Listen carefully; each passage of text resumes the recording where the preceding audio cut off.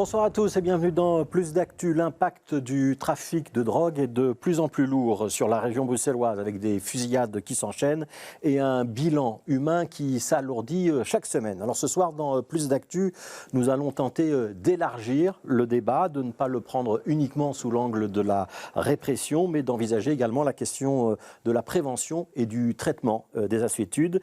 Est-il possible d'agir sur la demande de drogue? Peut-on lutter contre la dépendance? Quelles sont les bonnes réponses face aux différents types de drogues présentes à Bruxelles?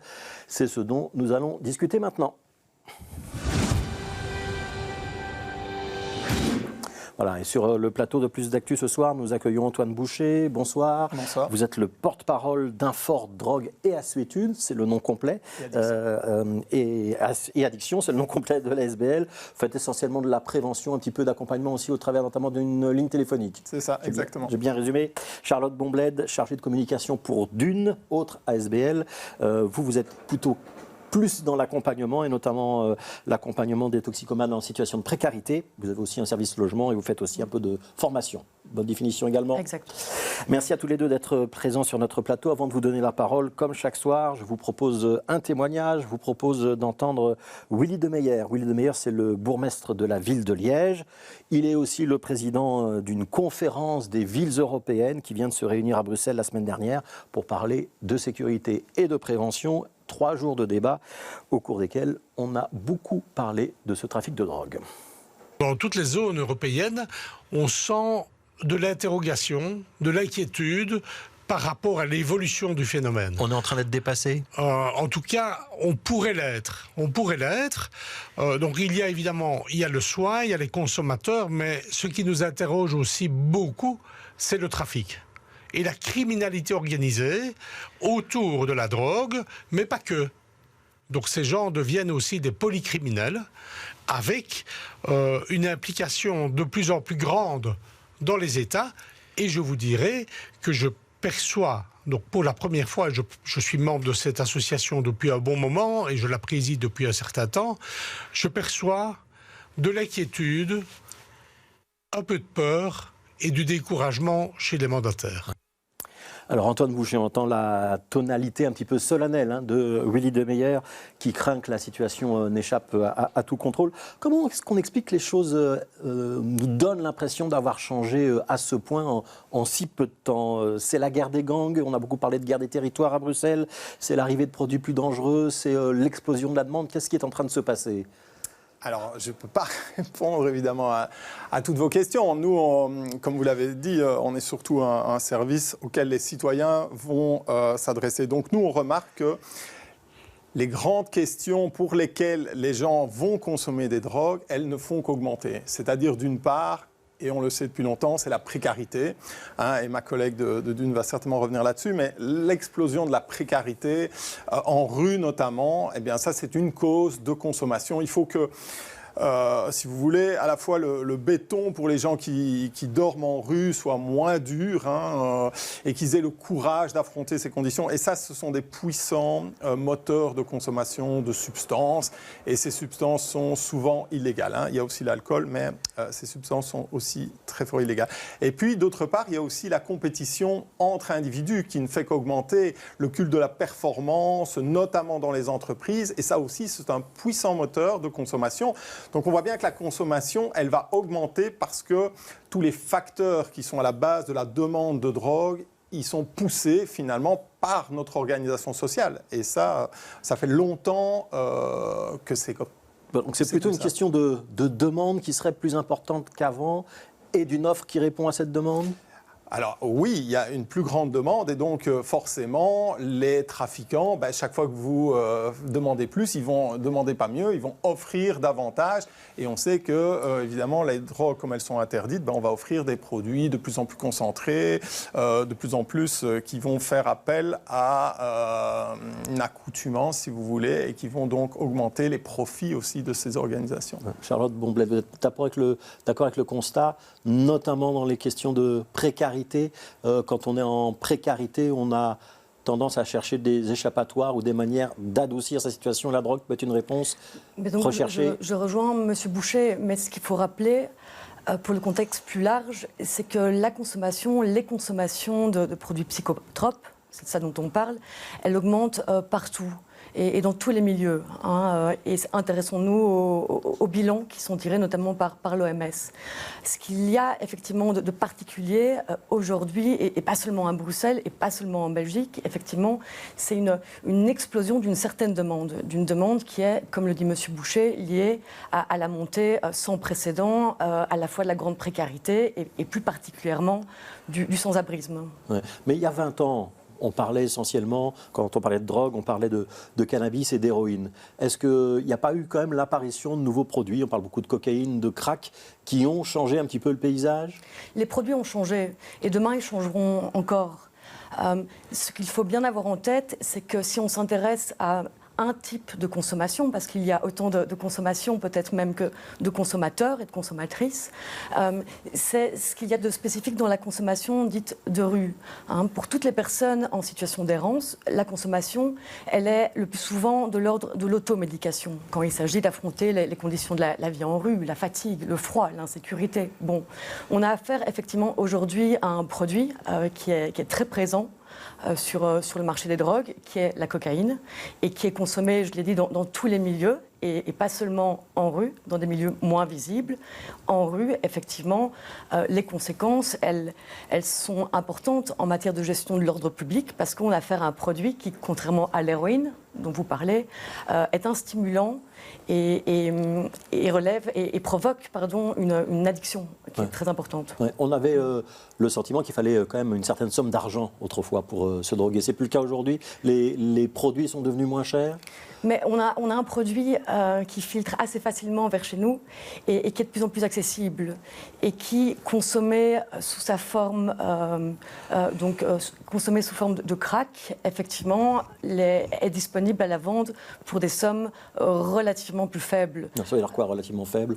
On peut trouver, donc le crack qu'on consomme, dont on parle, c'est une cocaïne qui est basée, qui est modifiée, et celle-là, elle se trouve assez aisément sous forme donc déjà préparée pour 10 euros, parfois 5 euros. Ouais. Pour quelques euros, on arrive à trouver une dose de ce genre de produit.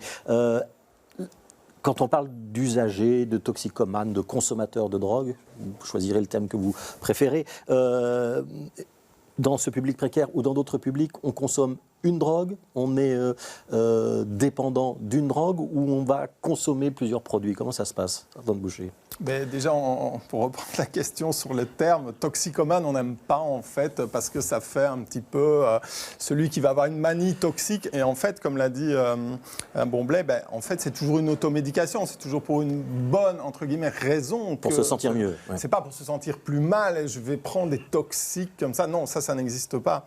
Donc, effectivement, usager de drogue, consommateur, ça nous semble des termes plus normaux pour ce genre de public. Alors, de nouveau, ça va dépendre de leurs besoins, de leur consommation. Donc, si la personne a un seul besoin, il va consommer en général un produit, mais les besoins sont complexes. Et puis, parfois, le produit a lui-même envie de contrecarrer l'effet trop fort.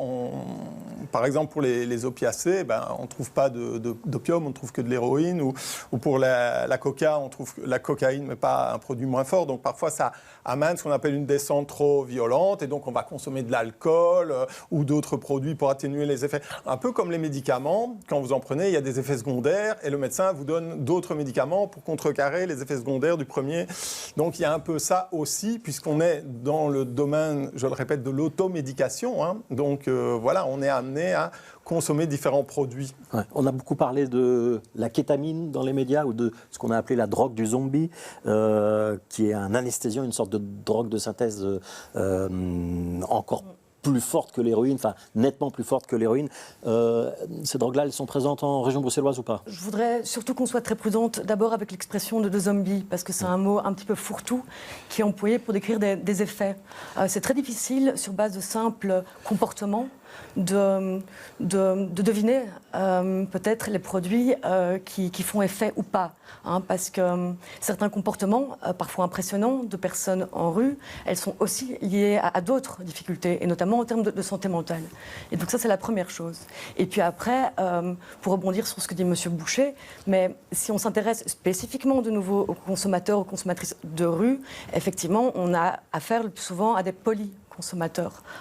Il s'agit de fuir le quotidien, et donc, quel que soit le produit disponible, en général, il va attirer des personnes en grande souffrance. Ouais, mais donc, la xylazine, pour reprendre le terme précis, ou la kétamine, c'est présent à Bruxelles ou pas encore? La kétamine est présente peut-être davantage dans des milieux dits, je n'aime pas cette expression, mais récréatifs, en tout cas dans des milieux peut-être plus aisés. Concernant la xylazine, alors nous, à Dune, on n'a pas, en tout cas pour le moment, ce genre de produit, on n'en entend pas parler. Ouais. Ouais. Alors, ces dernières semaines, les autorités ont tenté de rehausser leur niveau de réponse face au trafic de drogue, avec notamment une annonce de politique de hotspot qui consisterait à concentrer l'action policière sur des points de vente déjà bien connus, y compris avec la verbalisation des usagers de drogue lorsqu'ils viennent se fournir sur ces sites. On va écouter Jean Spinette, le bourgmestre de Saint-Gilles, qui faisait une annonce sur ce sujet-là. C'était le 11 mars dans notre matinale.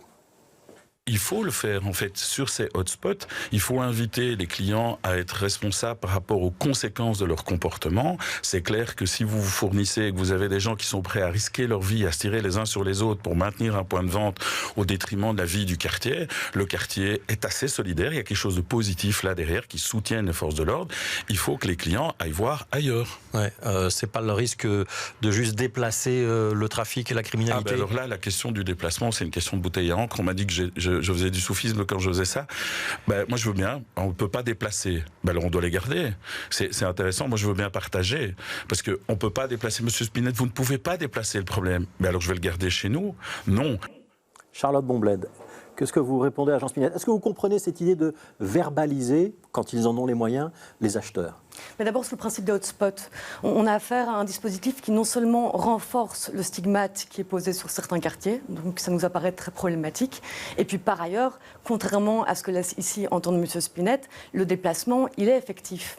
Et il est effectif. Et cela nous alarme en particulier, parce que tout ce qui est mis en place via ce genre de dispositif n'a pour effet que de déplacer effectivement d'une rue, d'un quartier, d'une commune à l'autre, des personnes en situation de grande précarité. Oui, mais est-ce que vous pouvez comprendre que d'un point de vue du bourgmestre, chargé de la sécurité, aussi de la tranquillité de ceux qui habitent dans ces quartiers, ce soit logique de se dire j'essaye tous les moyens pour contrecarrer ce trafic? Mais qu'est-ce qui est visé par ces mesures?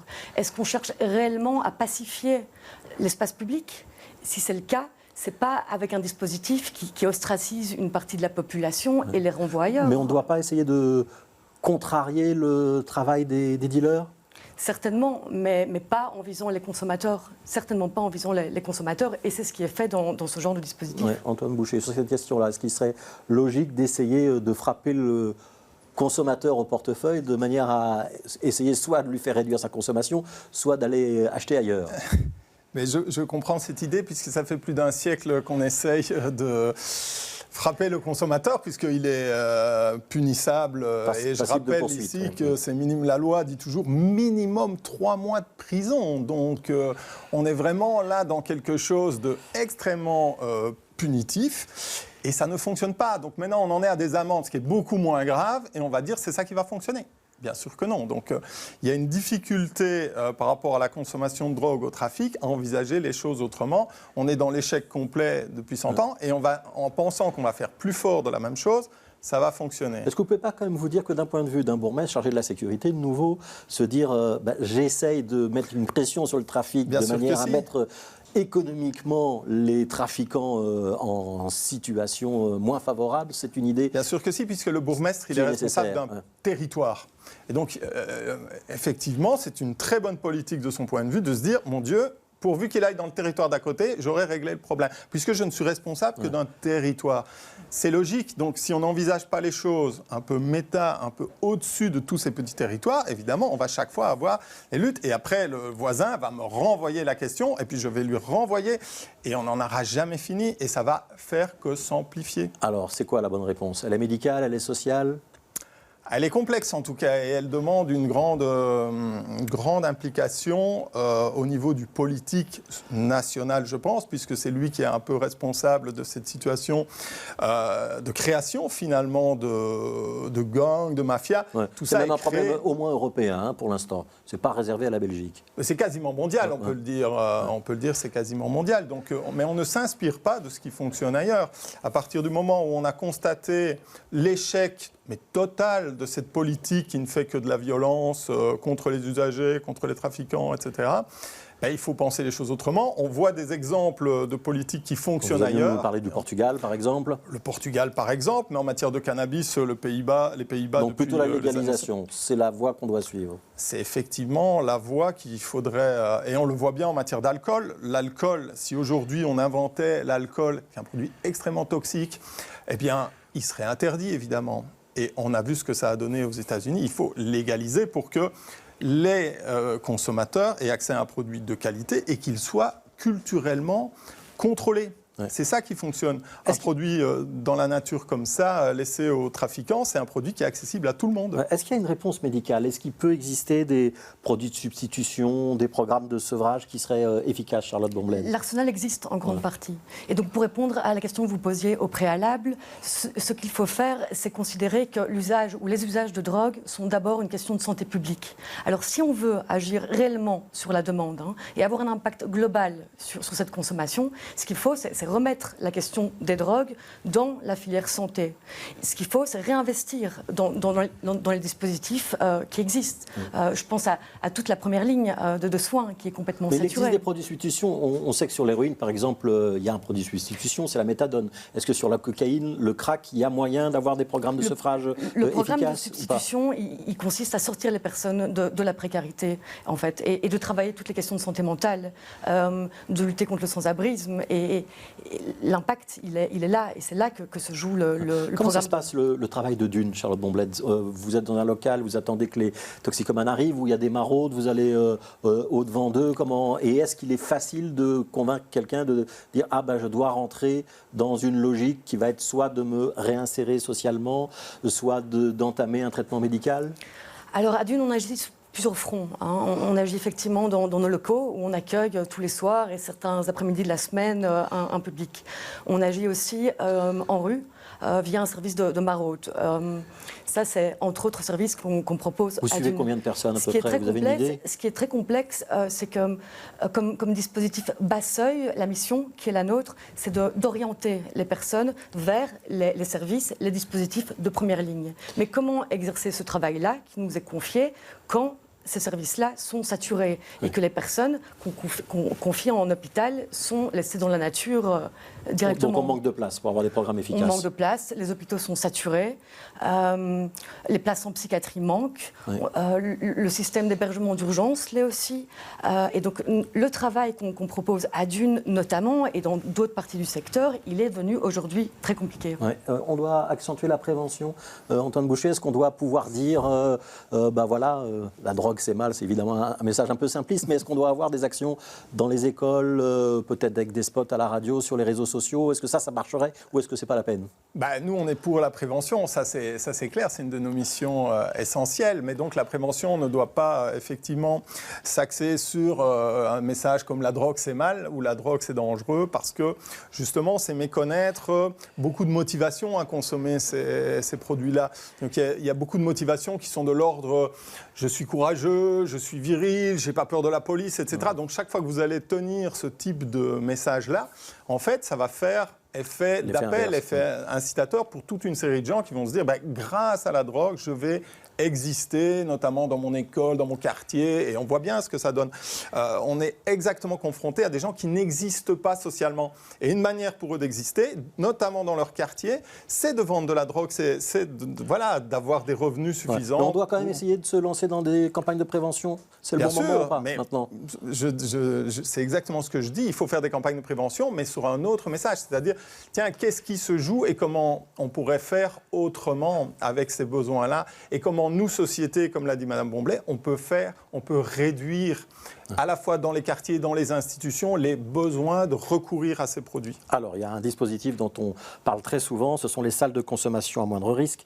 En Belgique, la ville pionnière, c'était Liège. On va donc retrouver le bourgmestre de Liège, Willy de Meyer. On a un débat à Liège pour l'instant, parce que comme le problème n'est pas réglé, on nous dit mais cette salle ne sert à rien, elle est peut-être à l'origine du problème. Je ne le pense pas. Et les évaluations sont en cours, elles sont complexes parce qu'il faut une méthodologie, mais ça le démontrera d'ailleurs. L'ancien chef de corps, Christian Beaupère, et notre nouveau chef de corps depuis maintenant 1 an, Jean-Marc de Melaine, nous disent que la salle doit rester ouverte. Elle a été fermée quelques jours pour des problèmes internes d'organisation, et la police demandait qu'on la rouvre. Donc ça a une utilité. Donc ça a une utilité. Est-ce que ça peut servir pour la cocaïne ou pas? Mais donc pour la cocaïne, les gens cherchent le produit. Et ils cherchent le produit, et dès qu'ils le trouvent, ils sont tellement addicts qu'ils le consomment là où ils l'ont. Ouais, immédiatement. Donc, ils ne se rendent pas à la salle. Donc pour l'instant, le travail est de voir comment nous pouvons capter les consommateurs de cocaïne vers cette salle ou vers une autre infrastructure. Ouais. Charlotte Bomblet, est-ce que ce que dit d'abord Willy de Meyer est correct? Ça marche pour l'héroïne, c'est plus compliqué pour la cocaïne, les salles de consommation. Et est-ce qu'on a intérêt à en avoir d'autres? Il y en a une pour l'instant en région bruxelloise, il y en a une deuxième en préparation pour l'été prochain. C'est-à-dire que les salles de consommation sont un outil incontournable dès lors qu'on veut pacifier l'espace public et offrir un accompagnement, une sécurité à des personnes qui consomment des drogues.